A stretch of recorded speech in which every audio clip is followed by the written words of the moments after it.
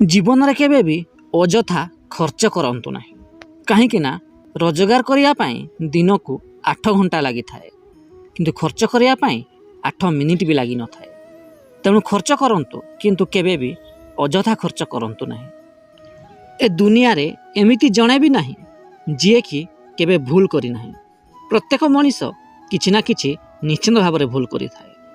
ବାସ୍ ସେଇଥିପାଇଁ ତ ପେନସିଲର ପଛରେ ରବରଟେ ଖଞ୍ଜା ହୋଇଛି। ମଣିଷ ଜୀବନରେ ସୁଖ ଦୁଃଖ ଆପେ ଆପେ ଆସିନଥାଏ, ଏହା ମଣିଷ କରିଥିବା ତା କର୍ମ ଅନୁସାରେ ଆସିଥାଏ। ତେଣୁ ନିଜ ଦୁଃଖ ସମୟରେ କେବେ ବି ନିଜ ଭାଗ୍ୟ କିମ୍ବା ଭଗବାନଙ୍କୁ ଦୋଷ ଦିଅନ୍ତୁ ନାହିଁ।